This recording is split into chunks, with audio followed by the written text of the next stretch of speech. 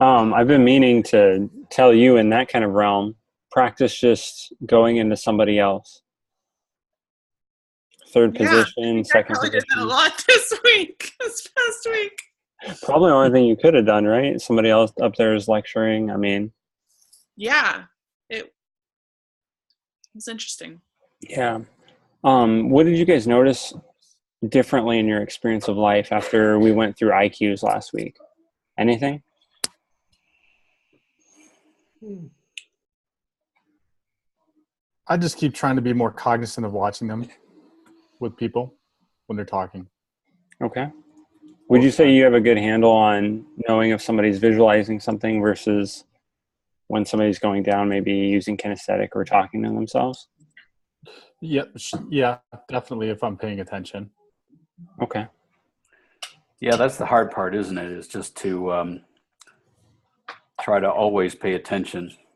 Right. That's what I'm working on. I'm trying to even watch actors like on a TV show or something. Well, like the talk shows are good ones Yeah, I would imagine. to practice. One of the things, part of Southeast Asia is really good for this because most people visualize and they're always going up. So that's one thing. I mean, most people, well, generally, I mean, a lot of people will look up, and so that's helpful just to have it in your awareness. They went up, and then kind of just looking, and then you guys can kind of just follow from there and make it conscious. So then it becomes more and more unconscious. Yeah. I watched a little bit of the replay, and a few things that I noticed I wanted to kind of bring back. We talked a lot about skills or having a skill or being skillful in something. And I'm not sure exactly who coined this, but I'm fairly sure it was one of the main NLP guys, whether it was Dilts or whether it was Bandler or Grinder. Pretty sure it was one of those. But essentially it was skills or being skillful at something is defined as having a useful distinction, the ability to make useful distinctions. So that also comes with it determining what useful is. So for instance, if you can use your eyes to make a bunch of distinctions, they might not necessarily be useful for the context what you're talking about. Say for instance, somebody takes forever to find that distinction, then maybe it's not useful at that point.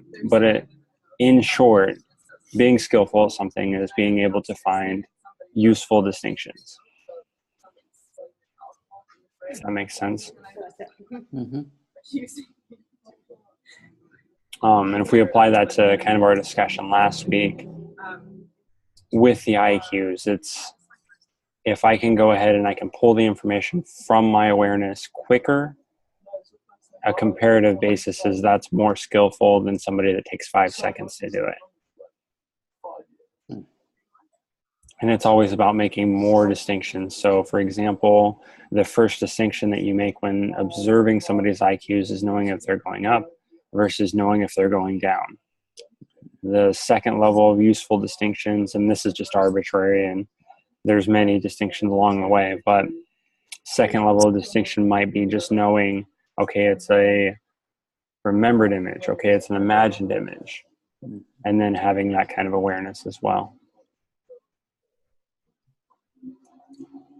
Anything else you guys noticed? People are more diverse than I originally thought.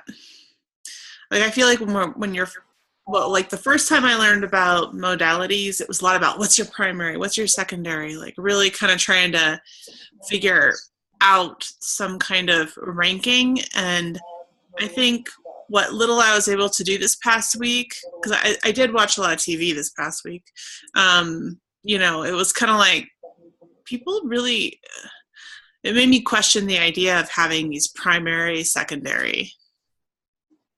Okay. Barb, what did you notice? I know that you worked with a lot of people, right? Yeah. So I just became more aware of their eye movements. And I was having a conversation, I think it was Friday, with somebody, and I was trying to remember something like some details about something.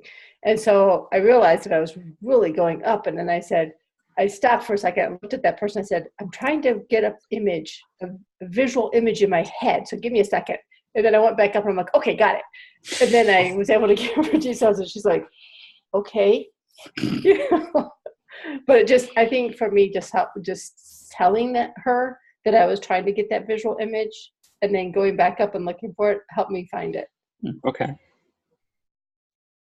I noticed this myself. We have this double bathrooms, and so you can't really tell which one's occupied, which one's not, but you can hear noises. And so I was going towards it, and so you can't really use visual to know which one to use, which one not to use, but I heard a noise. And so to narrow in, to get a more distinct feel of where the noise was, I went and I looked left. So then I can get a more in tune sense of where the noise is coming from. I can choose the one that's empty versus the one that's not. I chose the right one too. Oh, good. Otherwise, you might have been chased again. Yeah, Valerie, you came in a little bit late. You missed my story about getting chased by a ladyboy the other night. Oh, are you getting some special attention in Indonesia? I can't help it sometimes. And so we'll go ahead and get into some of the language predicates and then the hypnotic language. I wanted to mix both of them just because it would be a very good practice of skill. Mm-hmm. Do you guys remember when we did hypnotic language in a previous meetup? Oh, yeah. Yeah. What do you guys remember from that?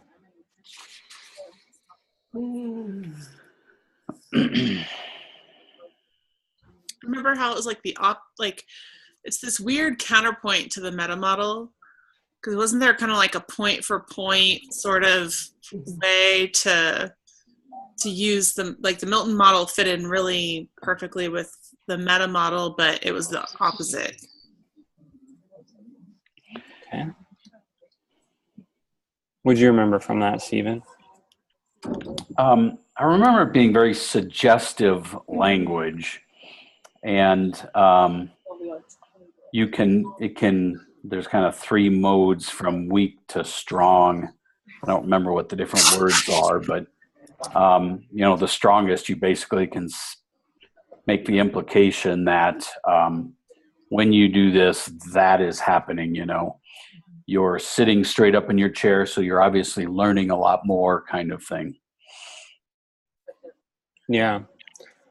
Specifically, and we had talked about this, the meta model versus the Milton model. It was a little bit not well enough formed as I would like it, but the distinction that I came across was the meta model being essentially them telling you how their world is through your questioning. You identifying specifically how their world is, asking them questions, and then telling you about it. The Milton model, as I see it, is more of you telling them how they should see the world. In this also, I would paint a metaphor where essentially they have a canvas. So in the meta model, they are showing you their canvas, what they have painted, what they have. Okay, is that a duck? Is that a boat? Is that a house? Okay, and they tell you, this is what my canvas is. This is what I drew in my painting. And then what happens is you ask more questions and you uncover more in the picture. Things that they weren't aware of, things that they didn't have knowledge of. Okay, so that's a house. Well, is there a person next to the house? Okay, what's the person doing? Something that they might not have been aware of, but something that was already painted on the canvas. In the Milton model, the canvas is there, it's all kind of implicit, and you're not really asking so much about what's painted there, but you're commenting on what should be there. So for example, you might know that there is probably going to be a person there, there's going to be a house there, there's a duck, there's a boat, and so you could say, as you're holding the brush here now, looking at this canvas, you can start to see that brush, that duck, that house, that boat, that person.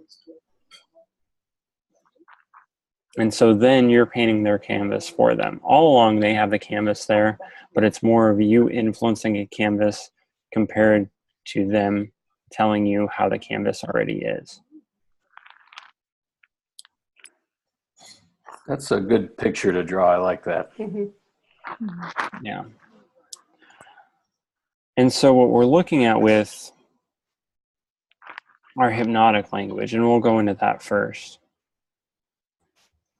is first we're going to try to see all these in processes. One way of looking at it is a cause and effect process. I do this, it causes this. So if X happens, then Y happens.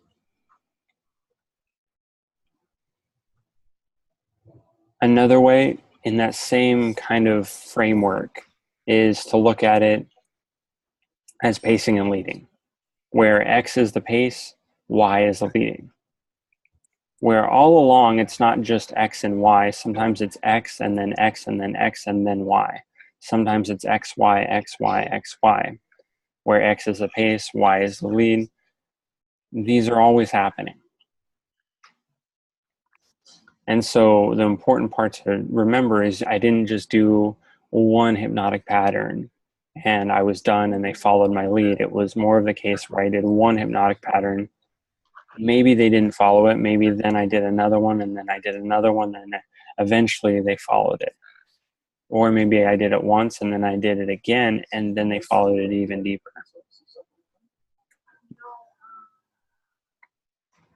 Is that making sense so far? Mm-hmm. I'm going to bring up the whiteboard here.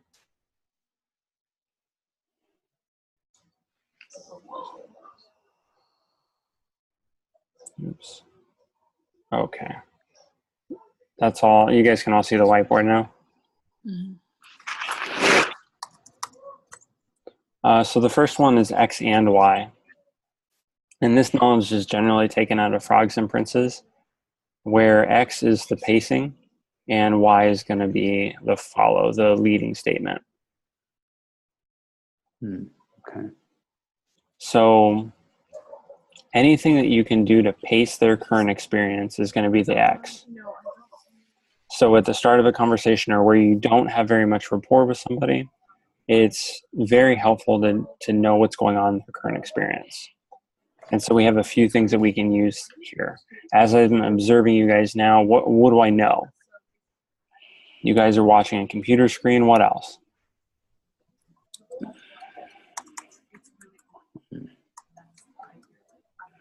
Our eyes are riveted on the instructor. I don't know that I can pace riveted with everybody, but I'll at least stay focused.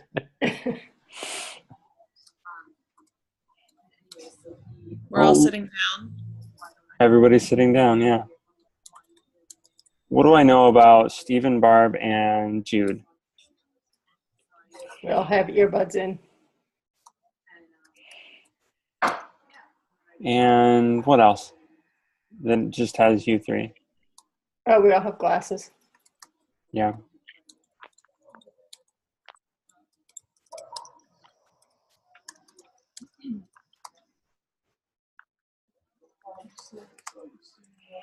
So I already know what's going on in your current experience to a point, right?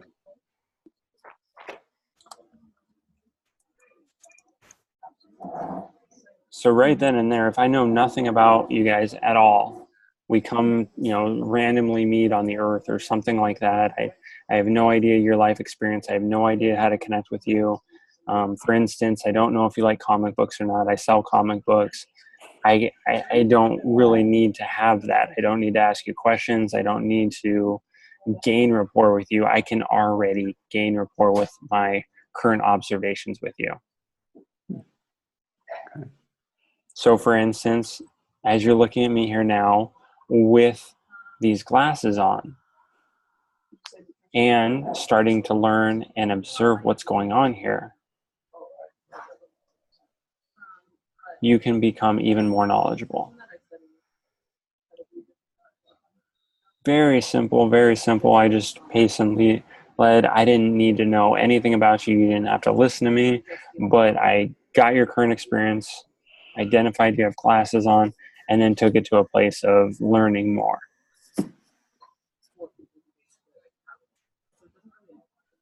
Questions on that, comments?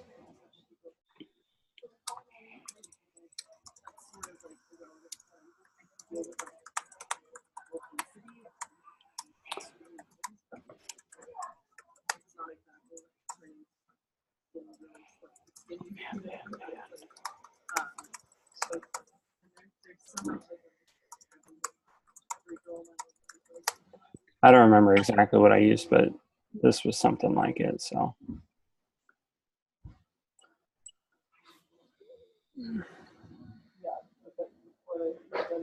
And the So as you could, go ahead. the you can learn more is the why then, correct? I mean, the leading. Absolutely. Yeah. And I think we can color these too. So we'll go, I guess we can't color just a few of them. That's a little bit unfortunate. Yeah, we have to color all of them. So what would be another X and Y? And we're just talking here. I want you guys to have the skill, not necessarily be able to ask content questions, but be able to be in front of anybody and do this already. While you're sitting there focused on me, you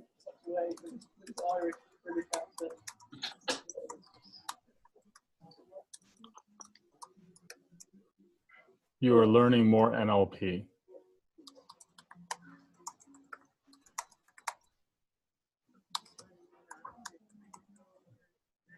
That's a good one. We'll Just simple and to the point. We will save that for part 2, because this is X comma Y. So we'll come back to this one. Oh, I see what you're saying.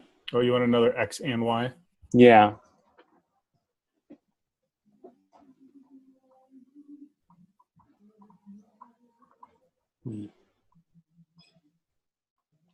Looking at your computer screen and listening to me in your earbuds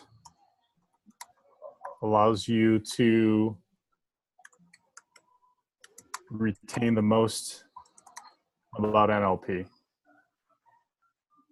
We're gonna have to save you for the upcoming ones, Jude. This is X causes Y. X causes Y, doesn't it? Yeah. Mm-hmm. So Sean, I'm can you just grab it and turn the volume off? Sorry. I'm looking at the sentence that you wrote here under the X and Y. Sitting there and listening to me is easy for you now. Mm-hmm. So the sitting and listening is the X. Let me grab that one. Sitting there and listening to me is easy for you now. It's the transition is basically just is. So the listening is then the implied Y. So listening becomes the leading point in that. And then the second lead for that is easy for you now. This is causation. So sitting there and listening could be X, causes Y, easy for you now. So that's a little bit of a mix with them all anyhow. Well, that's kind of what I was wondering, because I was a little confused by it. Yeah. And so most commonly what I use X and Y for is to have multiple lead up statements. To do pacing, to do pacing, to do pacing, and then to do leading. Because the more that you'll have, the more that you'll connect with somebody's present experience, the more of an opportunity that you'll get to lead their future experience. So if I say you're sitting there and it makes it easy for you to learn to me now, that's less powerful than you're sitting there and listening to me, so it's easy for you to learn now.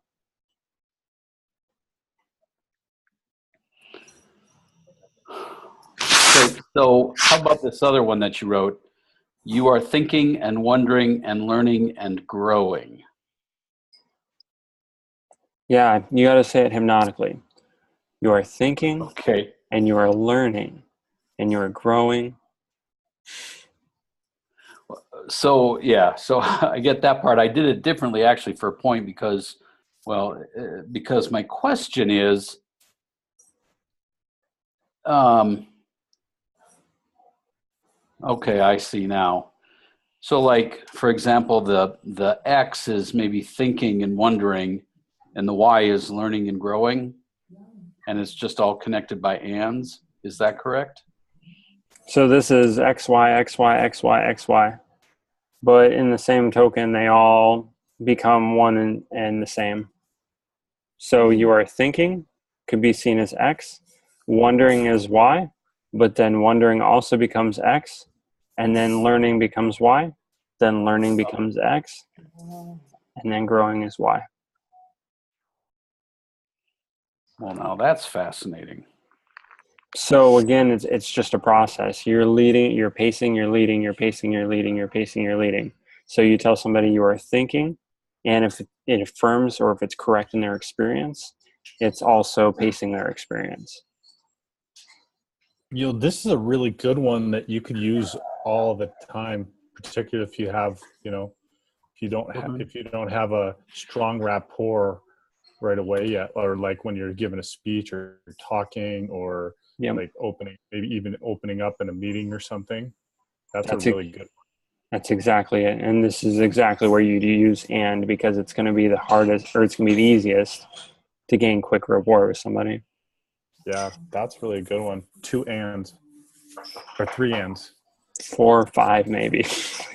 Yeah, I mean you could do it. You could just call out, like, if you're sitting, I'm thinking like a boardroom, or you're in a meeting and you're sitting there, and then you figure out what,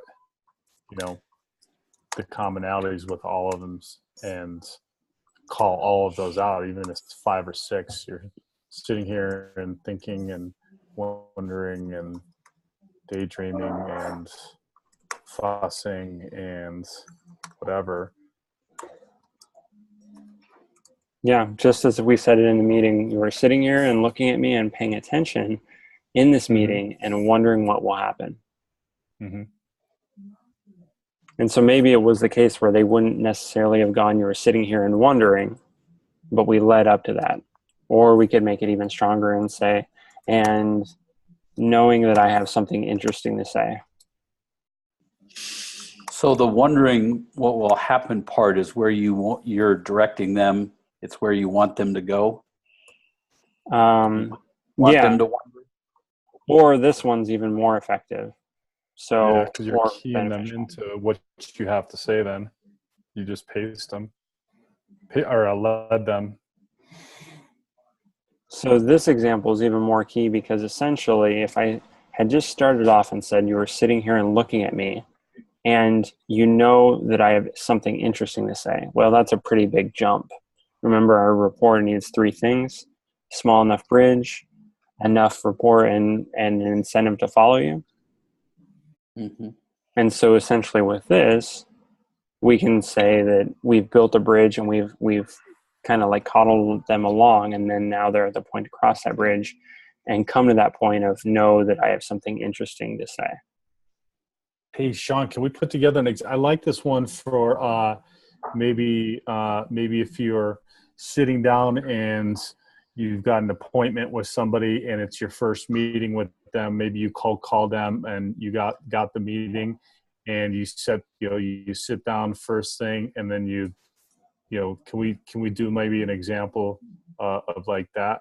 Like you're sitting down first thing, hey, nice to meet you, and then you go, I know you're sitting here and wondering who this guy is and what he's going to sell me. Maybe that's not a good idea. Why is that not a good idea? Well, because you don't want to pace them in that direction. We don't want to lead them to that, right? Or lead them to that direction, right? Yeah. Where would we more appropriately want to lead them to? What value I provide. I'm thinking about what value I have or will offer. Now you're sitting here and wondering who I am and thinking about what value I will offer. And how this will benefit you in your life. How's that? Yeah, That's a good one. I like that. Sitting here and wondering who I am, thinking about what value I offer and how this will benefit you in your life. Okay. You can use that in a lot of circumstances for any business. Absolutely. You So can even do that in networking when you're meeting somebody networking. Valerie, can you give me some X and Y's? Or just one will be good.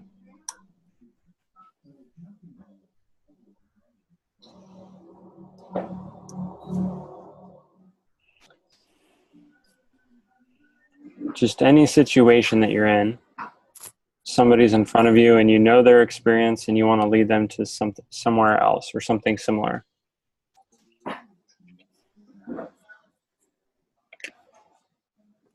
I don't know why I'm drawing a blank.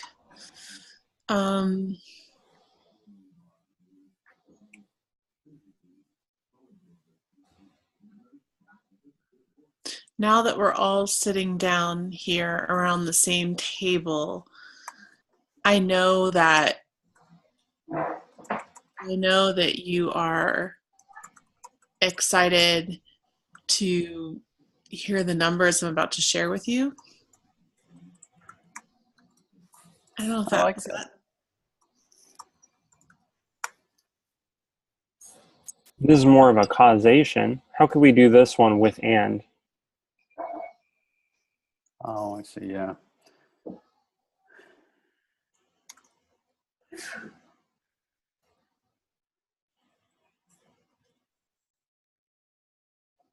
We are sitting down here thinking about the numbers we're about to hear and being excited about them.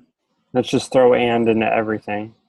Yeah. You're sitting down here and I know that you're excited and I know you want to hear. And I'm about to share with you. Oops, share them with you. So just throw and on there. If you have any hesitation, just and. Make tons of run-on sentences. Barb, can you give us an example? Hypnotically. What did you say, Valerie? So then you got to say it hypnotically. Yes. That's right.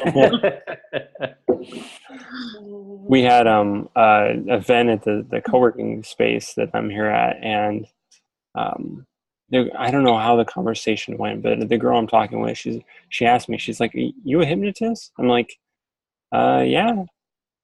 She's like, "Wait, are you certified?" And I was like, "Yeah."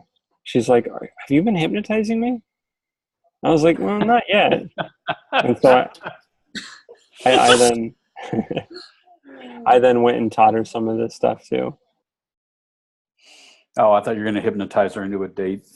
No, I have too many problems, Stephen. Yeah, but they should be with women, not lady boys. Yeah, fair point. You should have never told us that, Sean. Yeah. Barb, can you give us an example? Let's see. I'm just going to make this up as I go along. I'm going to start.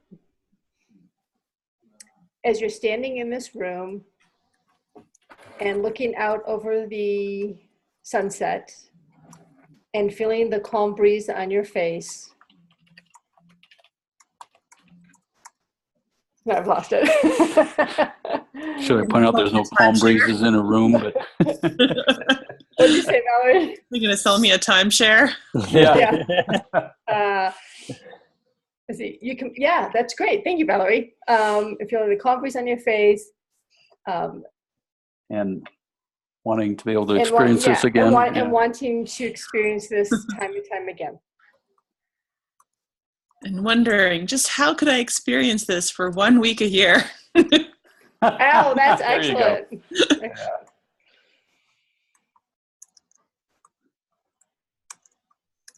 How about that for eventual? That makes sense. Yeah. This easily. Hey, Sean, I have a question. Do you find that men or women have an easier time with the Milton model and the hypnotic language patterns?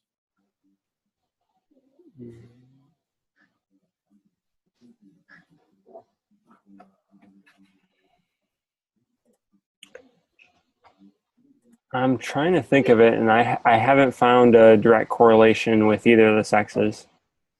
Okay. Some I'm of just them. interested because I really struggle with it, getting away from like detail and content and proper, sentence structure and speaking. Would you say learning it or being influenced by it? No, learning it and doing it, performing it, Doing it, okay. Implementing it. Yeah, I can't say I found a correlation saying men are better at it or women are better. I haven't found a correlation, no. I found it interesting, Sean, to watch your eyes and see you go back and forth between visual reconstructed and visual constructed. Yeah. It seemed like you were trying to like remember images and then go to the other side and see if you could put them together in some pattern. Yeah. That's a great analysis. That's exactly what I was doing. I have another question though too. You use the phrase run-on sentence. Mm-hmm. And I have 50 plus years of education and training and practice to not make run-on sentences. Mm-hmm. Yeah. Other than practice, I mean, do you have any observations just in general about that conundrum? Is it easier for younger people to do that? Is there a secret for people that have a lot more experience focusing on not doing run-on sentences to be able to do it more easily?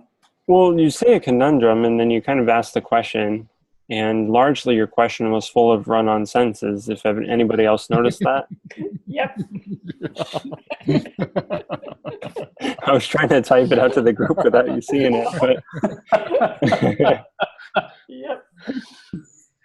So maybe it's Steve when we get, because I'm relating to what you're saying. Maybe when we get in our heads about it, that it's then more challenging for us when really focusing. We're going to try to do model and hypnotic language instead of maybe it takes more just practicing and then free flowing and free form with it until it becomes just kind of second nature. Because now, and having watched you do and say that, I got to say that probably, when I'm talking with people, I'm not using the most proper English and sentence structure, et cetera. And I think all of us kind of do that. As much as I like to think that I'm not, I'm probably doing that. Your comment struck a thought in me because my education was always very focused on, proper writing and speaking and that sort of thing. And then my military background had a lot of the same, that you should always focus and be very clear and concise. So what you made me think is maybe part of the trick is to not focus, but sort of like you were alluding to anyway, just sort of let it flow. yeah. One of the great things learning hypnosis and practicing that it was just letting it go, letting it all go and just talking and observing that other person and not necessarily cutting yourself off or filtering yourself from the other person, but connecting with that other person in the way that they need to be connected with and where you need to take them in that process. And so what I've noticed, and I watched the recording from last week, a lot of what you guys tried to do with some of the questions with the IQs and such was to make conversations with other people when it might have been more direct to the point to just ask a specific question, even if you didn't care about the answer, just for practice sake.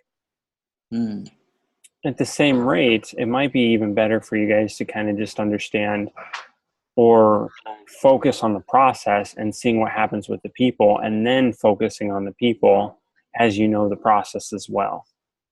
Focus on the What? process. I know. I thought I might get that Actually, response. I thought that was really well said. Well, it rang true with me anyway. How's that? So, for example, I can go and I Last connect part. Stephen right now with the tools that I have. I can connect with him, or I can focus more on these tools and I can put that connecting with him a little bit to the back burner, and then I can go ahead and I can use the structure of communication, understand that deeper, and still connect with them to a point, but maybe not to get the full kind of awareness of the connection with them. So, for example, I'm working on my pacing and leading, and I'm working on my hypnotic language. So I'll tell Stephen, I'll be like, and so you're looking here at the screen, listening to these words now that I have to say, and kind of understanding or trying to understand what we're getting at. And while you're doing this, it makes even more sense to you to look even deeper inside of you now. Now, if I had first started doing that, if I had first just blabbered that out, I wouldn't have been sure of what he was doing, where he was going inside, or connecting with him at all. But I would have got a process down. Now that I have that process down, I can do that with Stephen, and then I can take it also corresponding to where he is and where I want to take him. So then I have the ability to adjust it right then when I see him, like, okay, like make a little movement, and then I can take it somewhere else. But I wouldn't have had that if I was just focusing on connecting with him with the skills that I already have. So, Sean, when you said you have a process down, you meant your process, correct? Or Milton's process that I'm borrowing and trying on and fitting on for myself. I guess that's what I meant. So, Valerie, it looks like you're still thinking about it. What the way that what Sean said made sense to me is kind of what we were talking about earlier, where there's different levels of proficiency. He was talking about it in terms of IQs, but it's, you just practice watching them, whether they're going up or down. And then once you start getting a little more proficient at that, you start watching whether they're going up and left or right and down, left or right. And it's the same sort of thing where Sean, I think, is saying, just practice the process first without trying to do both things at once. That is to say, pay attention to me and where I am as you're talking to me, and try to pay attention to the process and what you're trying to say. Just do one at a time. When you get a little better at that, then you start trying to work on paying attention to the other person. Then you start integrating them. Is that more or less what you were trying to say, Sean? Yeah, for example, if we're going on the IQs, and maybe I'm at like a public dinner or something like that, there's a bunch of people that it doesn't really matter if I connect with them, if I don't connect with them. Well, what I would then suggest as practice is to just pay attention to their IQs and have the content in the conversation being in your background awareness, where then you're focused on the IQs and you're looking at them, you're seeing what they're thinking, and then you're kind of nodding and saying, okay, yeah, that makes sense. And then what happens is you get so proficient at the IQs, then you can also have the content there, and you can also notice the IQs too. Right. So get down, noticing their vision, and then use those, those language predicates of, oh, tell me what it, just describe what that looked like to you, or how did that feel, or whatever, in connecting with them. And then you can connect that way as opposed to the pacing and leading, or, first until you got that really good, and then you can work on the pacing and leading. One step at a time, basically. And it's also a process of letting go of what you already know, because each one of you is already going to have patterns of connecting with somebody, and it's gotten you up to your certain level of expertise at doing so. That's true. And so part of that is just pushing that to the side and saying, okay, I'm going to focus on IQs, or pushing that aside and saying, okay, I'm going to work on language predicates. That's an interesting one to try to figure out what your lead connection pattern is. Yeah. I've not thought about that. And so what happens also is with these hypnotic patterns is they become challenging, because sometimes the people will judge themselves for it. Does this sound like I'm doing run-on senses? Does this sound like I'm being hypnotic? Does this sound like I'm manipulating somebody? And in all my experiences, I've never gotten that. Even with the girl the other night at the party, when I'm doing a little bit of the hypnotic phrases and kind of teaching her, it's not coming out that way, and she's not, like sensing it, like, oh shoot, I got to watch out for this, or he just tried to do an NLP on me or something, And so the practice then becomes not really paying attention to the person, but paying more attention to the language and the structure of the language that you're using. So as a very base level, I say, watch and see what their current experience is.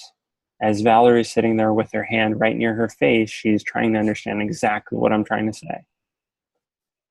While I've let go of, everything specific that's going on, I'm focusing on her current experience and what it means to us now. And so that's more of the focus than my old or primary connection patterns. Does that all make sense? Valerie? Yep. I think we're saying process before applying the process to a person. Okay. Yeah. Is that? I think it's even more simple than that, Valerie. It's really just focus on one skill at a time. You could probably do it in different orders, I think, couldn't you, Sean? Absolutely. But just Absolutely. focus on one skill, then focus on the next skill, and then focus on trying to integrate the two. And just what I noticed with you guys when I was watching the recording is you guys would go and try to have actual conversations with each other. And that's great. I thoroughly encourage that. Just your level of having thorough conversations is going to be at a significantly greater point after you have the process down. So for instance, like I remember one of the persons would be trying to list the IQs of somebody else last week, and they would do it, but they would do it through like conversation, and it was challenging. How was, Thanksgiving? How was this? And I'm not sure who exactly. I think it was everybody. And that'll work, and that'll get you to a level of progression. Just the level of progression is going to come quicker if you ask specifically, what was the color of your red house last 2-3 years ago? And then you notice that you quickly have that sensory acuity. You have a reference point for going back to that and knowing their IQs right then and there. And so it's just putting the skill ahead of the connection with the person in the way that you guys have already been trained to do. So are you saying that the substance was maybe slowing us down a little bit? Like because you're trying to make it coherent and logical and fluent, that we were actually not practicing as much as we might have if we had just not worried about those things and let it be scattershot and weird and absolutely. So make it weird and make it like, okay, this is actually absolutely technical. Mm-hmm. This question should elicit this I response, for example. Okay, mm-hmm. It does. Now I understand it. Now I can progress even quicker. Okay, I get that. I struggle with that with my team because they want to sound good and they want to sound fluent all the time because they're used to being articulate. And then you throw something like this in the mix. Yeah. Well, I struggle with it too. I don't mean to sound like I don't have that issue, but yeah. Well, and this is the beauty of it, is we can sound like incoherent robots that are talking to each other here, and we can make mistakes, and then we can go out there and we can be levels higher where we're actually like, oh, wow, this is significantly better forms of communication. Hmm. Something I noticed that you're doing is doing a lot more of the mapping thing too. And so that's also something that I took away from watching the replay. And there's a little bit of fragments there, but you're getting it, you're practicing it, and you're going specifically for that skill, and that skill is progressing. Mm-hmm. So the X, Y, X and Y, these are really challenging. But if you let them go, I think that you guys can get better at them really quick. So X, comma, Y is basically just X leads to Y. As you're doing X, Y happens. while you're doing X, Y happens. As you wait for X, Y happens. So it's the same kind of thing, pacing, leading, pacing, leading. So as I'm sitting here now, I can look at, see, and I'm using hypnotic language on myself. As I'm sitting here now, I see this in you guys. Notice how you guys do it on yourselves too as you get even more proficient at it. I didn't even think that I was doing that, and I was using the pattern on myself. Did you guys notice that?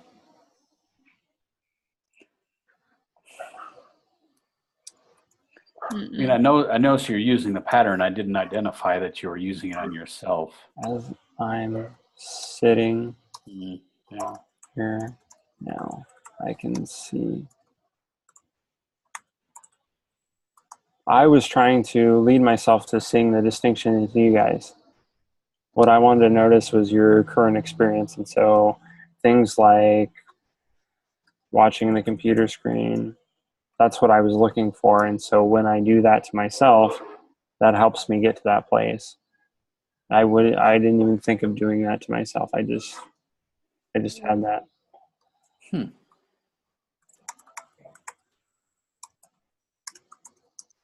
So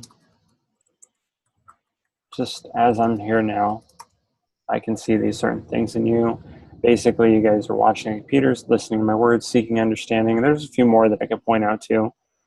Sitting down. So again, I'm going to lead with those as X. And then I'm also going to lead it to Y. So the key for this is to use as, while, and then just kind of as and while are going to be the most present ones. But there's also times that it just kind of connects the two, and I'm not sure exactly example in that. But I'll see if I can dig up one while we're going over this. So what I might use if it's somebody that I just met, I'll go up and say maybe hi to them, as you might be unsure why I'm saying hi to you.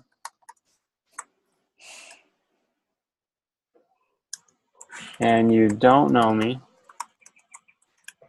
you can start to feel more comfortable. Is that your pickup line in the bars?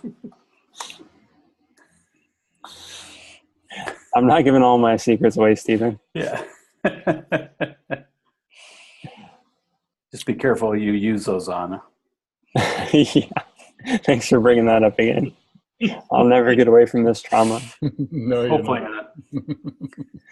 So as you might be unsure why I'm saying hi to you, this is directly affirming the experience that they're getting. Their real world firsthand experience, they're unsure of why I'm saying hi to them. It is in fact true that I'm saying hi to them. It's also true that they don't know me. So I've then combined the and phrase as well. So it's X and Y. That's making up one of my X's. And then it leads to Y of you can start to feel comfortable. Do you see that? So this is building on two here. So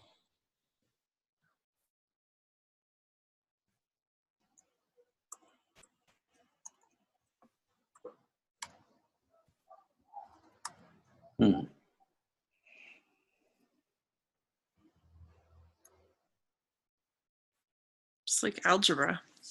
Yeah. I'm telling you, it's all patterns, all functions. It's so cool once you can start to see it that way. And as you're listening to these words, I'm certain that it's starting to form exactly that for you. Good one. So damn encouraging. Like, Jude, I don't think they knew that was hypnotic until you started laughing. So here it is, as you are unsure why I say hi. And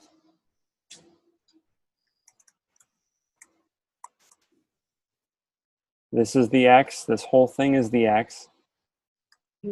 But it's also X and Y.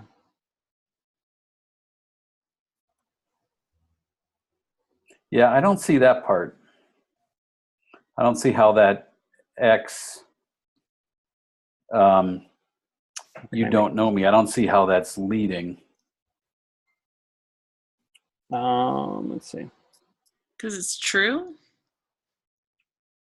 Well, isn't that then Leading their pacing? awareness. Because it wasn't currently in their awareness. Let me do, I can draw this probably better. Yeah, we'll do it in red. So this one, oof. I need like a stylus or something like that. This is still better than my writing on the chalkboard, I'm pretty sure. So if we break it down and we have just this function, we have, as you might be unsure why I'm saying hi to you, and you don't know me, we can look at this being an X. Mm-hmm.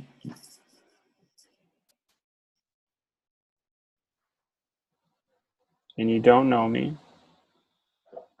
This is a Y. Yeah, I can't see how that's a Y.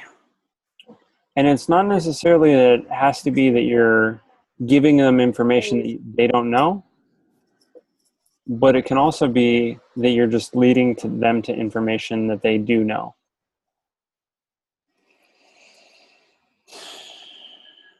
But just aren't cognizant of. Okay, I can see that. What's the purpose of that, though? Just to build more rapport with them. Hmm. They're like, okay, yeah, I understand that. I definitely don't know you. And so we can break that out to more brackets, and this whole thing becomes an X. And then this becomes the Y. Mm-hmm. That's more of the kind of technical stuff, the kind of nerd stuff that I get into. What's more important for you guys to know is just the process, and X leads to Y, and it's just as and while are going to be the primary things to use with this. You can also mix the ands in to build even more rapport. And so if you're finding that you're not getting enough rapport with somebody, you can add more ands in, you can add more as's in, you can add more whiles in, and it's going to be beneficial for you. So let's get back into that sales meeting. As you're wondering why I called,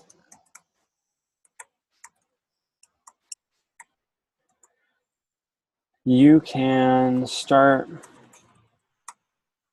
reasons why this might be a good call. Why might this not be a good thing to say to somebody? Say you just called them up and you're looking to do business to business with them.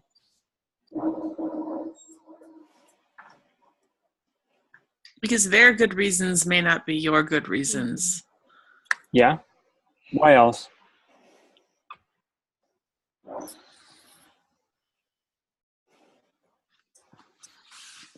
Say you're a secretary at this company. Why might this be a bad phrase to hear? Or for the salesperson, why might it be a bad phrase to use on a secretary? Because you make an assumption that there might be some bad reasons.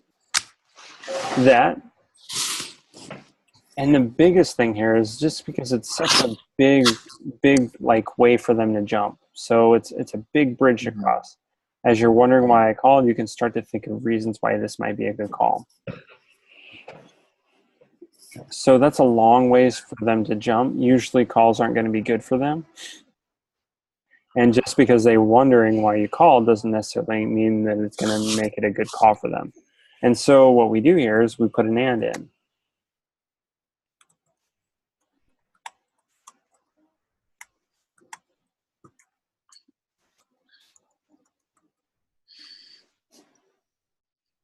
And Or could you just make it a shorter bridge, Sean? Like, as you're wondering why I called, you can rest assured I'm only going to take a few minutes of your time.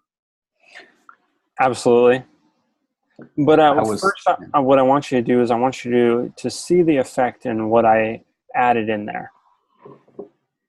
So when it was before, as you're wondering why I called, you can start to think of reasons why this might be a good call. We've now added, and thinking about how your day can get better, you can start to think of reasons why this might be a good call. How does that change everything? Well, you basically made two smaller bridges to get to the end. Mm-hmm. What's the net effect, do you guys think? Makes it easier for them to follow you, Right. and to be in rapport with them, I guess. Do you guys notice how, at least to me, this appears remarkably different? If I say this phrase in between. Yeah, because you're insinuating that this call is going to make their day better. So that bridge makes it leads them to a better day via this call. In addition to that, this is a pretty good bridge for them to have. And thinking about how your day can get better, I don't necessarily know that a secretary was thinking about that. That's not a bad assumption to make. And because I've led it pretty well, I think it has a pretty good shot at being reasonably accepted. Well, and sandwiched in the middle there, I don't know that they're even going to pick up on it, because if you led them all the way to this might be a good call, that's what's going to resonate with them. Mm-hmm. So I wonder if you're a new person to hypnotic language, what do you think is a really good and easy way to get even better at this really quick? You just got to keep using it. Or come up come up with some specific phrases that you want to learn that become your common everyday language patterns. That, and sandwiching as much of these as we can. Mm-hmm. So if I have, an X and a Y, what if I do an X and a Y, X and a Y, X and a Y, X comma Y, and I do as much as possible, and then I notice that people are really following along with me well. Yeah. Well, now I'm starting to get really good at it, and they're always following along with me. Then as I become even more skillful, I can start to drop out some of these. And then I can see what's really making the difference. What's going to happen is I'm going to get an even better ability to make the distinctions of what people are following along with and what people aren't following along with. Yeah, which model is that where he goes on and on and on and on and on and on and on? Yeah. Solve them together. Yeah. There's one of them, I don't remember which one it is, but he goes on about like, he connects totally random things. When I did this NLP with Sean, who was on Facebook, and a Facebook friend, suggested it because they're, NLP experts, and their brother's friend had really good success at golf. Oh, that's our boy Milton. And that there's a whole bunch of different patterns that you can use in that as well. He got a little bit clever with it, and oh my gosh, there's some pretty cool stuff. I'd even throw some frame it within a frame. So he might say, and my brother's sister told me that was a good thing. And I said to my brother's daughter, yeah, that's a good thing to do. Oh, I remember that. Yeah. No idea what it was called, but I remember. Yeah, I don't remember which one that's called, right? I think the point of throwing in all those dissociations was to intentionally sort of confuse, so they can't focus on what you're saying, but where you're ending up more, or something like that. Yeah, confuse the conscious mind so that you can work with the subconscious and lead it to what you specifically want at the end. Yeah, that was much better said. Yeah. Which would be kind of fun to try in everyday life. I need to start working on that.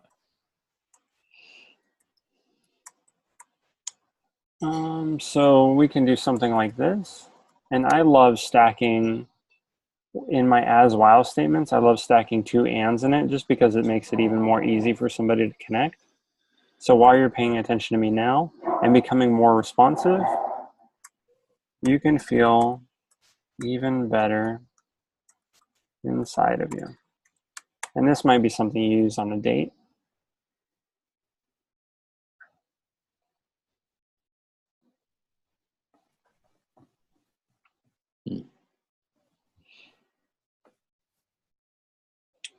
Why did it do that? Here. It blocked out my screen. Sorry about that. But if you just want to make it simple and do X comma Y, that's very simple. We can just say, while you're paying attention to me now, you can learn even more now. And then now is just kind of an instructor word telling them to do it now. While you're paying attention to me, now you can learn even more now. Oops. We'll take out one of those now. It's just so we don't sound too funny. Stephen, you want to give me an example of X comma Y?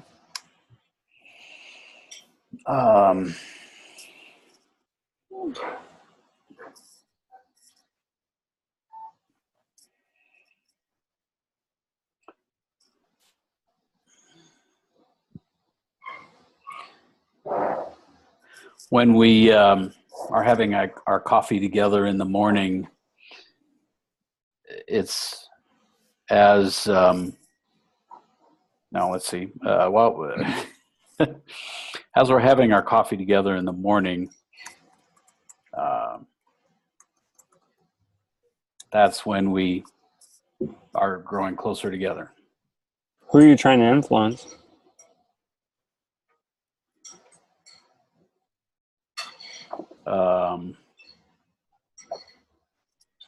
Well, the other. The other. Whoever I'm talking to, what I mean. Oh, I thought you meant Barb. I call her all sorts of silly things. Okay. Yeah. The other. Oh, stop talking. Valerie's back.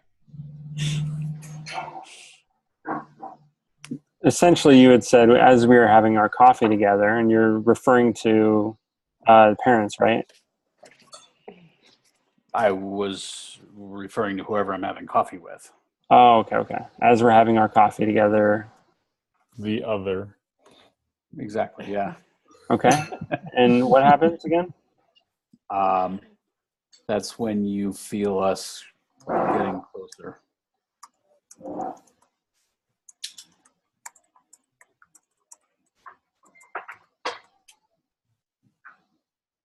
As we're having our coffee together, that's when you feel us getting closer.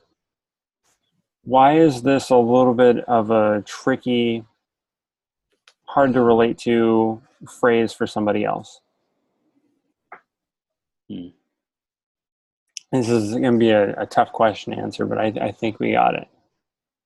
I think we can get it. Well, it's kind of a big jump, Yeah. first of all. Okay.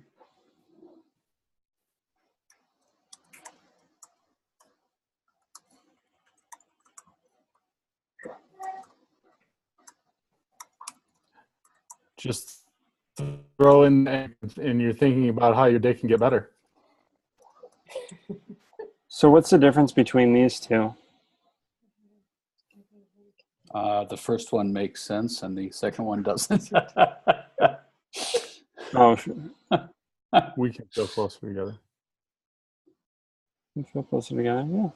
We instead of when. Oh, yeah, you're right. Okay, now I get it. Yeah. Okay. Okay.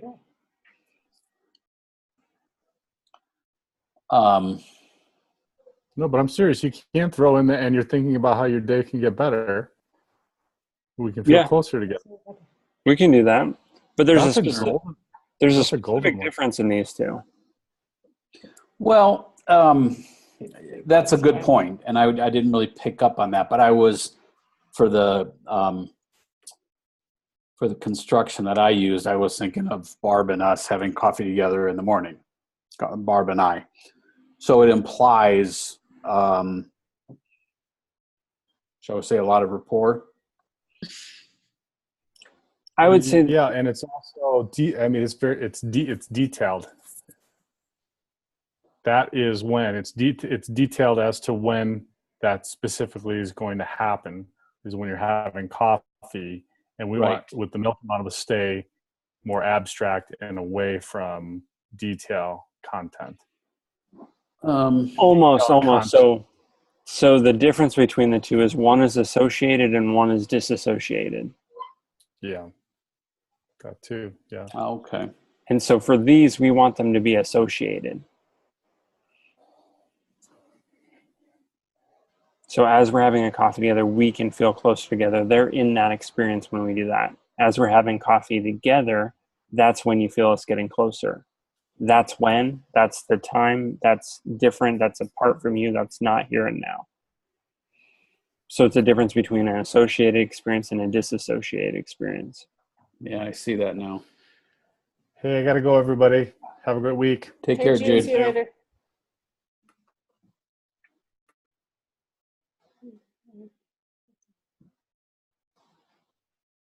Barb, can you give us another example? Let's see.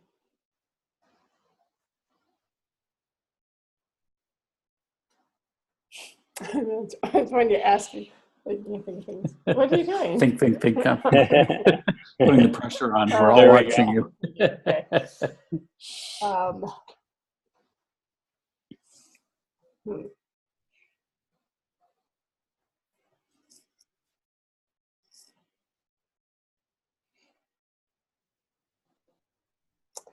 Can always get them started, but then I always have a hard time ending them.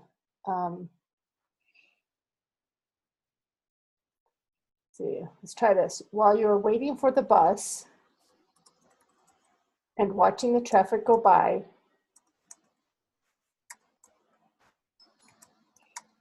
see, this is where I always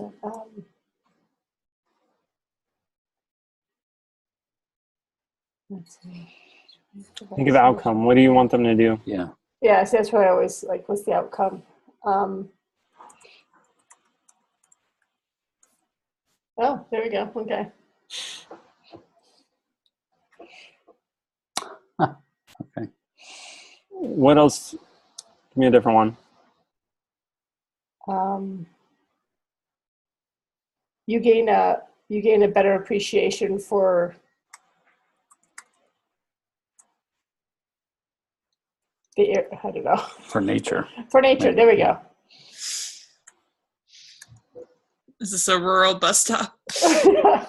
It is. Well, you can interpret that a number of ways. That'd be one. Or you're not in nature. The traffic's going by and everything, so it makes you think the other way. You appreciate nature more. Mass public consumption. Yeah, I What? like nature. You mean mass public transportation? Consumption. Consumption. The gas. I was just thinking of the gas, the Okay. a whole bunch of stuff. While you're waiting for the bus and watching the traffic go by, you can gain a better appreciation for why we need to move out of the city. Oh. There you go. As you're waiting for the bus and watching the traffic go by and breathing in the exhaust fumes and Yeah. worrying about, Mm-hmm. yeah. A very important part to this that I want to cover is that it doesn't even have to make logical sense. And this is kind of building upon our conversation earlier where we were talking about structure and format and then kind of letting go of old knowledge. In this, you can also let go of any kind of making sense in conversations as well. And I'm going to have a hard time with that. I'll show you why. If I can click back in this guy. I don't know why it's, there it is. Okay, cool. So while you're waiting for the bus and watching the traffic to go by, and thinking about life's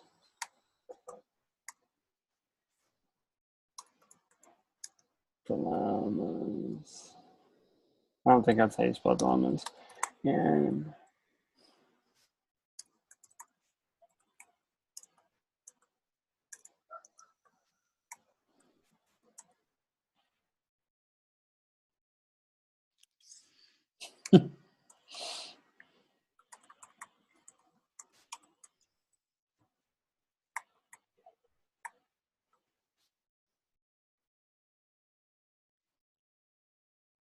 I was waiting for this. Watching the chart.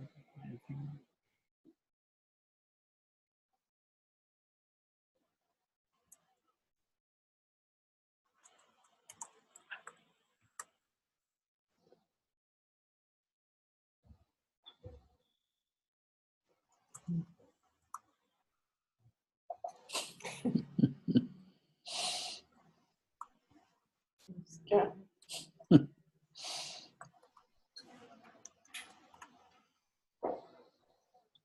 So the point I want to make in this is structure over content.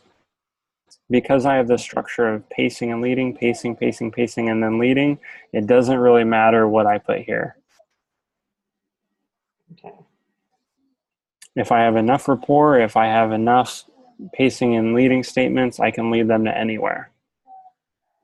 If I say this to somebody, they're going to start thinking about Eskimos at the end of it, as long as I have enough rapport with them.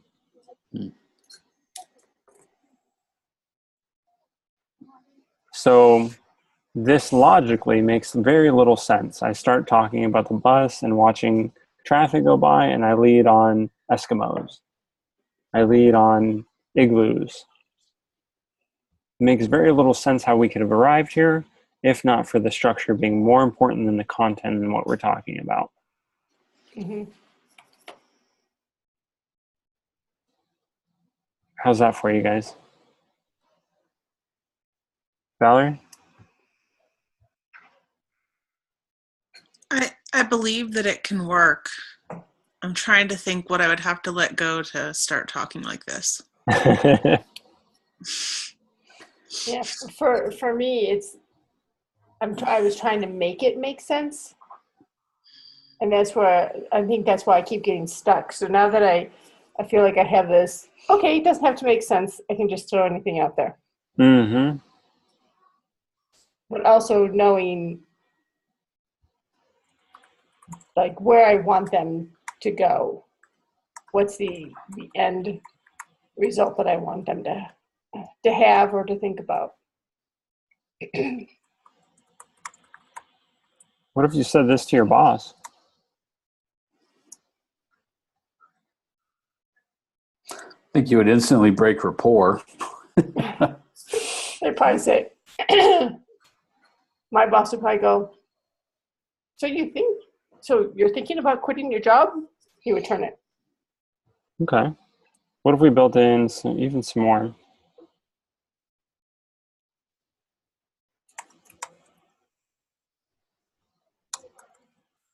Yeah.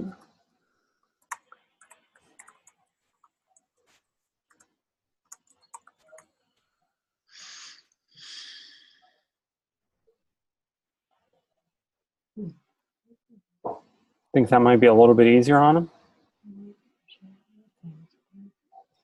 Easier. Yeah, because then it's just it's much softer now. It's like coming across as just a suggestion, whereas before it was almost like a recommendation. Yeah. Well, where have we gotten him to? And we've gotten him from his current experience of talking about a bus all the way to considering about not working in his job. Through multiple smaller steps or bridges. Yeah. You know, I've seen this work, Sean. I've seen you do it. But at the same time, I'm imagining somebody talking like this to me, and I can't imagine it working for me, or on me, I should say. Why do you think it wouldn't work? Because my response would be something like, I am not following your logic. How did you get to me resigning my job? Okay. What do you think's behind that?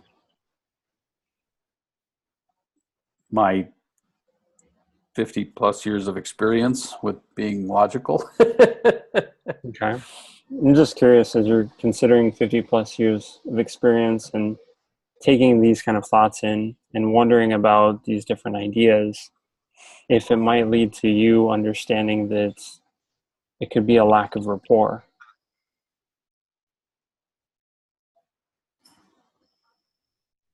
Well, that was a well-constructed example.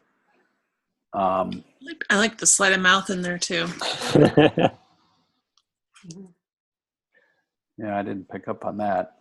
So I'm still just trying to imagine somebody, and that's a fair question. But I think I'd have to say that it would be the other way around. In other words, I would feel more free to say, "What the heck are you talking about?" to somebody that I was really close with, good friend over a beer, and he says something like this. I'm like, "What?" And why do you think that you would say that or feel the instance to do that? Because it's outside of my normal patterns. And what if you matched your normal patterns? I would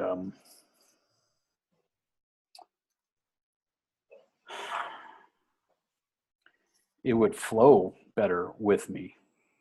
Okay. And what structurally is matching your normal patterns? Well, let me back up and answer the last question a little bit more thoroughly, or give you a thought that I had. If he matched my patterns, it would flow better. It made me realize that if they're not matching my patterns, that's probably what's breaking rapport, is the way that they're talking to me in a way that doesn't relate to me. So, so what was the question you just asked then? Yeah, so structurally, what is that? If we're talking NLP and we're talking structure, what is that? You mean in my patterns? No, in anybody's. Breaking patterns, he's not matching what you had thought it should be. Causal relationships? Valerie, do you know?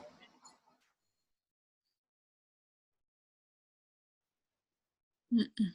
Barb? Very simple. Very simple. I'm saying, is it that it's just not his?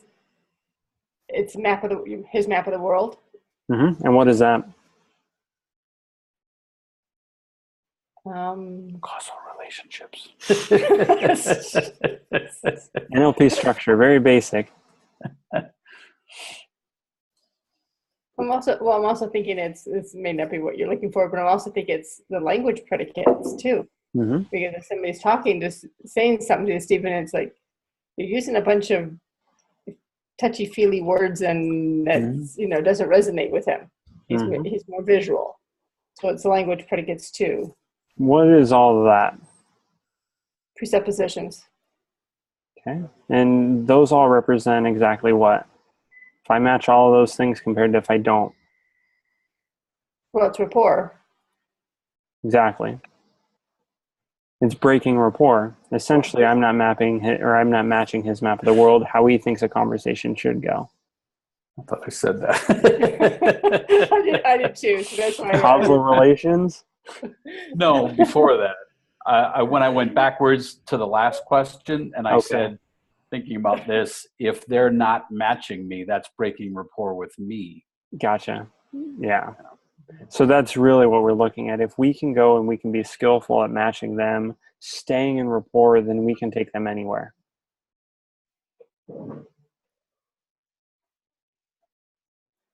If you consider what anywhere is, there's significant room in there for anything and to go to anywhere. Mm-hmm. So the main thing behind that, rapport is everything. Mm-hmm. The skillfulness in that could be where the challenge is, Stephen. So gaining rapport with you for as long as that might be, and matching where you are, where you want to go. Erase everything here. Okay, now we have our highest level of difficulty one, the one that takes the most rapport to get to. X causes Y.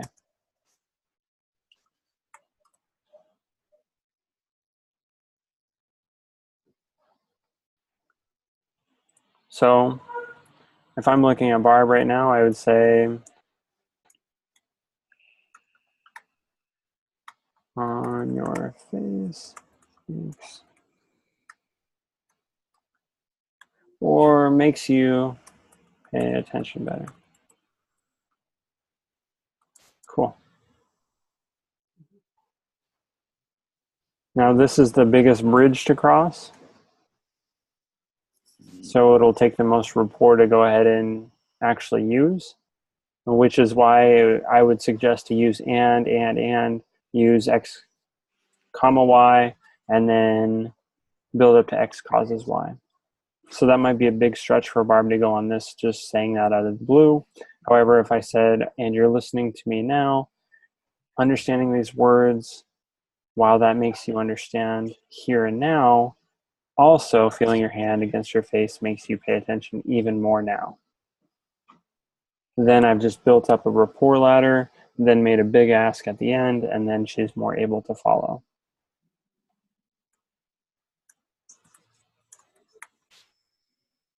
Does that make sense? Mm-hmm. Okay.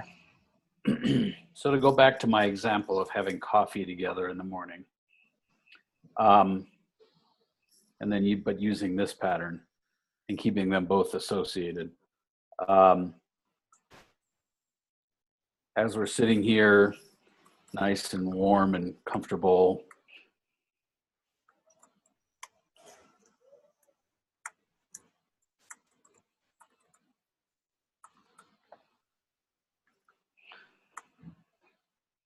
sharing our morning and having coffee together, I feel us getting closer. Or I would say after having coffee together says makes us closer. Mm-hmm. But that's dissociated. Is it?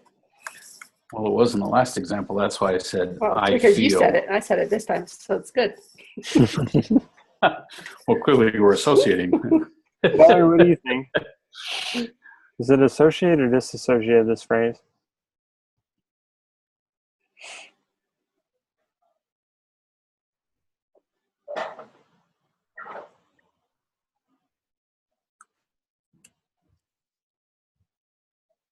I think it's associated, but I'm not sure if I understand the difference between the two. Yeah, so this is absolutely associated. The difference is that this is a first-person experience of what happens. So let's compare the other example of what Stephen gave us earlier. And it was something like, let me get it. As we are...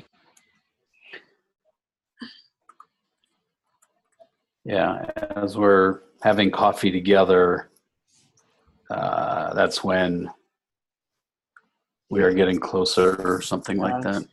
When... It was something about that's when you... Was it? Yeah, that's when you... You can feel us getting closer. Or That's when Yeah, you it can is. feel us. Oh, yeah, that might have been it. Yeah. yeah, I can see why that doesn't work now. It's not that it doesn't work, it's just that it's disassociated compared to disassociated, so it has a less level of effectiveness. So essentially the difference in the first one is you, and in the second one it's makes us, and the makes us is better than, it's more associated and than the you. Is that So basically what you're saying? That's Mhm. when is the difference. That's when is telling of a time. There's no such thing in the second one, so it is now. When you say that's when it puts it out there, or puts it in the past, puts it in the future. But if I'm already just telling you about it now, that's when it puts it right here in the now. Well, so when is a word that you use in that X comma Y. But when I say it's that's when makes it like a point in time or dissociated in some way. Yeah, that's when is saying that's a different time than now. Mm-hmm. If I say that's when, that puts it at a different time than now. And so that's what makes the person have those feelings later or not have those feelings as much as they would when I just said it was now. Yeah. So if I took out that's and put in is when you can feel us getting closer, that would be better? No, No. because you're doing the same thing, are you not? Yeah, I see that now. I'm just still trying to figure out how to use when in that situation. During, while. And you did it in the second one where you didn't use it at all, and that's how it worked. Mhm. Because you don't need to tell someone when to experience it. You just need to have them experiencing it now, because that's what we're really after. The hypnotic language is to induce these moments for them right now so they can feel those feelings and do what you want them to do. So when you say use as, when, during, and while, you're speaking more about the implication and less about using the actual word? Um, On the second example here, for example, when we're having coffee together Oh, is gotcha. when we feel closer is implied, but the word is not used. Yeah, so for example, if I say that when we're having coffee together, we can feel even more close together, that's hypnotic, yes. But a step forward in the kind of hypnotic effect is as we're having coffee now, it's the difference in the experience from the two. Because when they're going to experience it is when that's going to happen. When we're having coffee together, then that's a little bit different. That's a little bit pushed away from them compared to as they're doing it now. Yeah, I can see that. You can still always use it. It's just going to have a degree less of an impact. Mm-hmm. Okay. So during the football game, you're going to feel more and more talkative, and you're going to interrupt your husband as he's watching the game. So that's not now because the football game's not now, but when that football game comes, she's going to feel more likely to be more talkative. That makes sense? Good, yeah? Yeah. Okay. Let's go ahead and add some language predicates.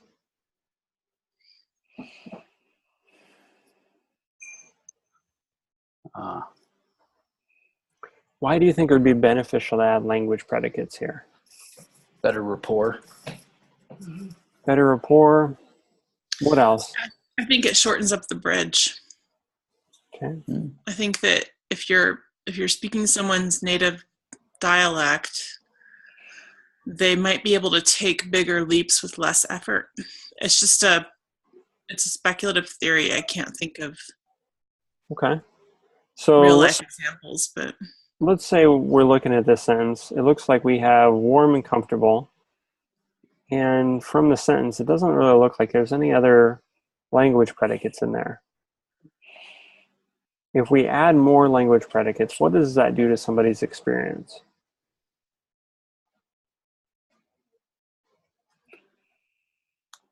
mm-hmm.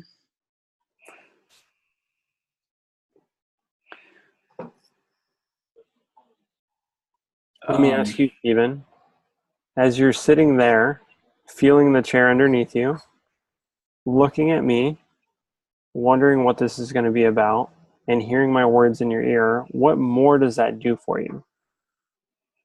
Wow, I totally felt you directing me there. What more does that do for me? And compare that if I just say, you're sitting here now, listening to what I have to say, wondering what it's going to be about, and seeing where we're going to go with this. What's the difference in those two? More personal. Like you said, more directed. Yeah, I guess I can you say them both again? Let's see if I can. Yeah. Sometimes I just come up with these things out of nowhere. As you're sitting there now, feeling the chair underneath you, trying to understand exactly what we're doing here and wondering where this is going to take you, looking at the screen, hearing my words in your ear, what does that do for you now? Compared to a sentence with very little language predicates. As you're sitting there now, wondering what we're about to do, understanding exactly what this is going to do for you, and trying to observe what this is going to give for you. What does that do for you? You know, it's interesting because you're right. The first example, I just felt myself following along with you, and not so much on the second. I can't put a label on why that is, though. Okay. Barb, what would you notice? To me, when you put the language predicates in there, it's more personal. It's like it kind of, like, I think the way Stephen said it, like it directed. It's like, okay, you're speaking to me. It's not that you're just speaking. You're speaking to me. Okay. Valerie, what did you notice? I feel like it's richer. Yeah. It's a richer kind of language, and it has more touch points that I can anchor with. And it's just a fuller kind of narrative. Yeah. Okay. I also wonder, so tell me, Shauna, if there's any, if this is another benefit, but is there any benefit if you start mixing modalities just to kind of till the ground a little bit, make it a little bit looser? What happens what's it called when you feel the color blue? Synesthesia.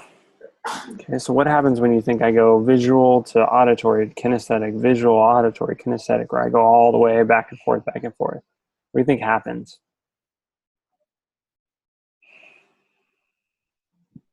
I don't know. If you have a person in front of you and you're touching on the visual sense, then you go to kinesthetic, then you go to auditory, then you go back, then you go forth, and then you keep just going the full range. What do you think does to them when they're talking to you? Oh, you have a better chance of hitting their modality because you're just using all of them?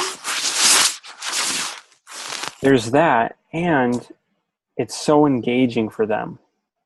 One, it's hypnotic in essence because it's synesthesia. They're having all these different sensations. They're having kinesthetic, they're having visual, they're having auditory, and they're going back and forth. And then it's encompassing, where they're using all parts of their brain and they're really just engulfed in the experience. And I encourage you to try this. Go and do one that's auditory, go and do one that's visual, go and do one that's kinesthetic, and then round back through. What you'll see is the person goes into a kind of trance-like state. It's pretty cool, actually. So can I go off on just a quick tangent here? Sure. Because you hit on something that I've been wondering about. Sean, have you ever seen any like live internet trainings that Dr. Matt James, is that his name? Mm-hmm. Dr. Matt James does? I haven't seen any of his live stuff, no. Okay. He did a video presentation on something. Baggage, yeah. How to know if you have baggage. Mm-hmm. Oh, no. Stephen, you didn't have any baggage? No, not going there. His speaking tempo and cadence was really odd. He would say something and then sort of pause, maybe look off to the side. And then he would make the same point in a different way. And then he would say, then he would stop again. And he would say something else on that same point. And it just struck me as really odd. And I was trying to figure out what he was doing. And do you remember what my theory was, Barb? My theory was that he was trying to hit each of the modalities, visual, auditory, and kinesthetic, on each point. Okay. And that's the point that you just made. So it sounds like that's probably what he was doing. Yeah, because that'd be interesting. Yeah. I think because that makes sense to me. I think that's what the good speakers generally do, is not necessarily so systematic in that way, but most of the good speakers that you know, I would imagine they slow things down at some points. Mm-hmm. They talk louder at some other points. And they have a range of different tonality, different expressions that they could do. I'd have to see that, though. Yeah, I'm not sure what they have on their website, but I know you know where it is. So I would suggest just trying all these, and what you'll notice is that you'll really just engulf somebody in the experience of talking with you when you get into all these modalities. And why specifically that is because what we looked at probably a few weeks ago is that essentially your whole life experience it's codified in these 5 senses: the kinesthetic, the auditory, the visual, the gustatory, the olfactory. And so when you bring those senses alive, even if they're not consciously aware of it in the moment, you bring it to their conscious awareness, they become more aware of the moment with you. And so one of the most important things that you can do in conversation with somebody is bring them to awareness of the current moment. How do I do that? I bring in senses. As you're sitting there feeling warm and accomplished, looking at me, hearing these words and understanding what these things mean to you, you can start to gain even more of an awareness of all of these things right now. Using all those senses, bring awareness to all of those. It's both hypnotic, but it also draws in the awareness of many things that were off of the conscious forefront, that we're off in the unconscious, that we're not really aware of. So if I bring someone more aware of the present moment, I have that much better of a chance at connecting with them. And using the senses is going to help us a great deal on that. Mm-hmm. Questions, comments, thoughts on that?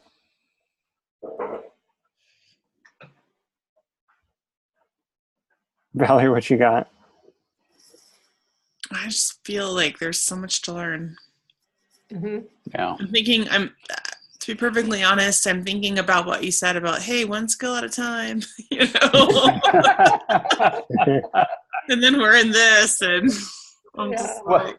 But we did, I mean, even though it's been very fast, that is exactly what we've done tonight. We did the first skill. Oh, right? Just defend them, Stephen. Just defend them. We did language predicates, then we did hypnotic language, and now we're putting it together. I would not, it's not critical feedback. I don't want you to take it like that. Like, I would not want these sessions to go any slower or be any less, you know, be more surface. I wouldn't want that. I think that, I don't know. I mean, I'm grateful for all the learning that we're doing. Mm-hmm.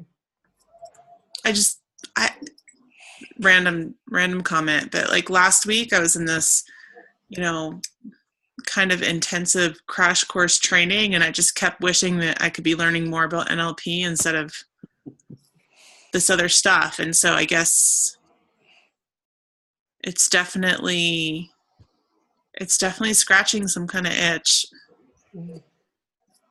Yeah, it really is. I agree. You know, Valerie, it's not just the joy of learning, because like I got to do a ton of learning last week, and I just kept thinking like, man, I wish. Sorry. No, I was just going to say or make a suggestion. I don't know how you would necessarily implement it, Valerie, but something Barb and I did last week was we wanted to practice language predicates. Mm-hmm. So at the end of the day, we said, tell me about your day. Okay, what are we doing? Auditory. So we just described our day, whatever we wanted to say, and just tried to throw auditory words in language predicates in every place you could. And, you know, I took a turn, then she took a turn. Then the next day it was kinesthetic, and then the next day it was visual or whatever. That's great. No, I can do that at work with my team because we're learning all of this. So. Oh yeah, there you go. Yeah, I can do that. I could even make us have a meeting with that type of. Oh, there you go. Yeah. And the other thing I'm going to suggest. Shit. Did I lose you guys?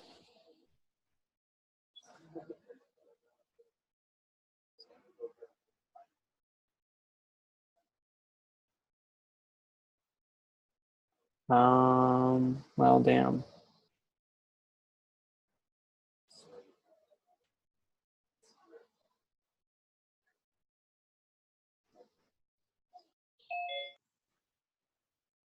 Run-on sentences isn't the way, but I think it works though. I think it works even if you know what's happening. Like we all know what we're doing in these sessions, and I think it's still effective. Yeah, I mean, just that last example that Sean did with me, I totally felt it in the first example. I just felt myself being pulled along with him, Mm-hmm. and I can't really explain it, but it worked. Yeah. I still am encountering a little bit of the fear factor around this stuff. Oh, you're learning hypnotic language? That's scary. Like, I get some of that reaction, and it's made me nervous about who I share it with. I can see that, like going out on a date with a therapist. So is he analyzing me now? What's he thinking? You know? Yeah, Mm. I can see that. I've found that the greatest knowledge is some of the stuff that you can't tell other people about. Am I back on, you guys? I froze again. Hello? Hey, Sean, the last 20, yeah, you froze up and your picture's still frozen. No, Yeah, my not internet's hearing going you. crazy. Yeah. Can you repeat that last thought? Am I on It now? looks like you're back with us now. Mm-hmm. Yeah. Yeah. Okay, good. No, with this and a whole bunch of other stuff, I found that some of the knowledge you can't tell people about because they're just not at a place of understanding. They certainly misinterpret it, isn't that right? Well, yeah, and you got to wonder what that's going to do for you. Is it going to take you more towards understanding, more towards progression, or is it going to take you further away from it towards being shamed and ridiculed and not wanting to learn about the things that interest you? Mm-hmm. Good point. I don't think you guys noticed this, but it completely like cut me off and like closed my everything. I missed like half of the conversation. It was awful. But let's go ahead and just do a few practices with throwing some hypnotic language with the language predicates in it. Valerie, I want to start with you. If you want, you can go ahead and just do hypnotic language, and then we'll toss in language predicates on top of that. Okay. So as you're walking on the path, and you can feel the rhythm of your steps, and feel the hear the crunch of the leaves beneath your feet, and as you're contemplating what you want to do next with your day, and it's clear as the light is hitting the sign up ahead that you'll go left.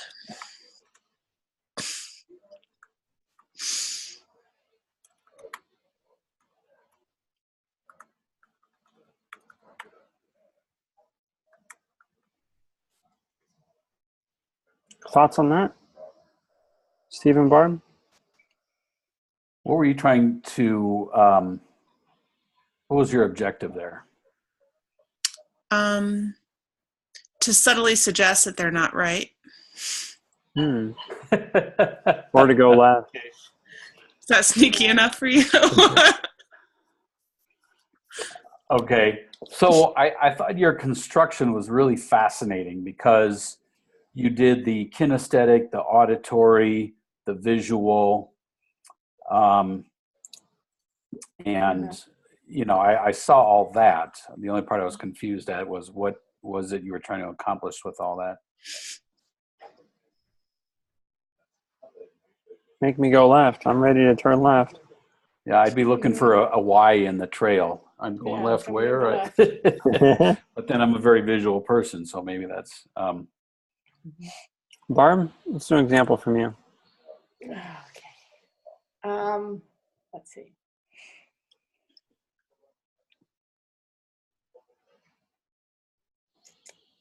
I always go blank.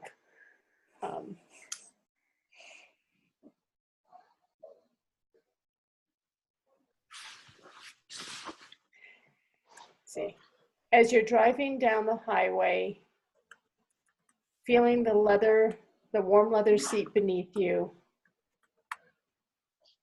watching the traffic speeding along ahead of you, and noticing that the sun is starting to set. Your desire to go home is stronger than you thought.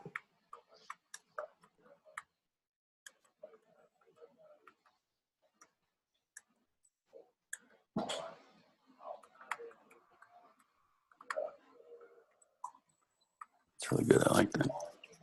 Yeah. I had to go to visually remember it as I'm driving the road. That's what helped me. So this is also interesting too, because if we bring this up, what's likely going to happen with this somebody, if I'm telling this to Barb, she's going to remember this visually. If I'm telling it to somebody else, they might go auditorially. If I'm telling it to somebody else, they might remember this kinesthetically. But then we go specifically where we go feeling a little warm leather seat beneath you, watching in traffic speeding along ahead of you, and noticing. Noticing is kind of neutral. The sun is about to set. Generally, people are going to interpret that visual though. Yeah. But a desire to go home is stronger than you thought. I might even say you might feel that desire, just so it's a little bit more directive. More stronger. Mm-hmm. Yeah, you could have put in something about the hum of the road or something for the auditory, but Yeah. Stephen? And this actually, that was really horrible in an NLP sense, a really bad example, because it was all logical and made sense and followed. Yeah. All right, you're up.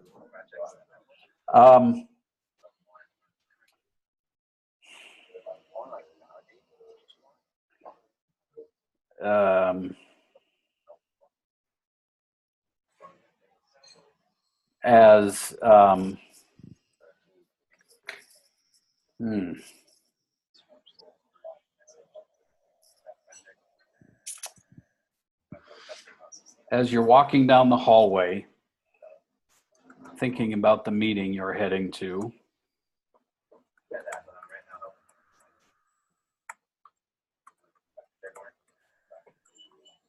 feeling really confident about the presentation you have to give, and already seeing people's smiling and nodding faces and hearing their engaged questions.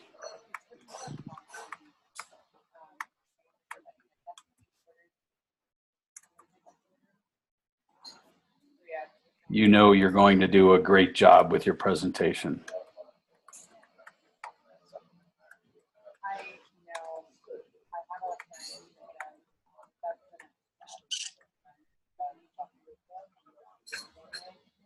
Yeah, good. As you're walking down the hallway, so we're likely future pacing this. We could tell Barb this as she's going to her meeting when she's leaving for work. And it would be very encouraging. She probably would have this coming up, the meeting headed to. As long as somebody has that in their real world experience coming up, then what will happen is they'll feel really confident about the presentation that they're about to give. Then what will happen is they'll see the other people smiling and nodding and hear the engaged questions. All those things will lead to a great job with the presentation. What about one in everybody's present experience now? As you guys have listened in for almost 2 hours and been here on the presentation and thought of these things, considered deeper knowledge, feeling all of these insights coming to you and hearing these things, understanding them, going to a deeper level and seeing thoughts in new ways, you can become even better at NLP now. For me, part of the challenge is to incorporate all of the senses too, because I can go and I can observe anything that's going on with you guys right there, but also putting the feelings in it. What I noticed, that was a point of growth for me this week. Okay. Thanks for going over language predicates. Yeah. Absolutely. And I think you were here last week when I said the exercise where you could go and essentially what Stephen and Barb did together, but you do it on a piece of paper in a journal, or you could do it in the mirror. You could sing it in the shower if you wanted to. That's interesting. I haven't thought enough about how to practice with just myself. Mm-hmm. Thinking of NLP as being so interactive and, reading other people and. When you guys saw me do it earlier with myself, I'm not sure if you might have stepped out right at that moment, but I did a language pattern on myself, and I didn't even know it until I came out. Well, there's enough self-talk if anyone would too. I mean, it's not like it's a stretch. Oh, she never talked to herself until now. I mean, yeah. But it was essentially as I'm seeing you guys now, I'm going to try to think of your real life experience. And I said it out loud to myself. Wow, that's interesting. Mm-hmm. I've never remembered doing that. Something interesting that I thought I was doing, and my practice in that is I would spend 10 minutes a day just writing out in visual, writing out in auditory, writing out in kinesthetic, maybe combining them all. But I've recently started to consider if I've changed my primary modality to singing versus kinesthetic. Where I first went to an NLP training, they told me I was kinesthetic, and then I was like, oh, maybe I am. And then I kind of felt it more and more and more. And then now what I'm trying to figure out is if I'm more visual. Maybe I changed it. I don't know. Are you trying to figure out if you're more visual, or are you trying to be more visual? No, I'm just kind of letting the chips fall where they may. And I don't really care to figure it out, honestly, but I'm interested if I do, just for the kind of observation, oh, cool, I'm a little bit better visual than kinesthetic now. I've progressed in that way. Well, I'm sure you're comfortable enough with all of this that you can observe yourself while you're doing whatever. So I'm sure you know that your eyes always go up first, but they almost always stay up also. I don't know, though, because sometimes I feel like part of your habitual pattern is not knowing when it does it. Because it's so habitual, you just do it without thinking about it. But if I got into the practice of being more aware of stepping outside of myself and paying attention, then I think you could be right in that. That's just what I've observed. Yeah. As long as I've been trying to observe. How's things been going with the group? You guys didn't have it this week?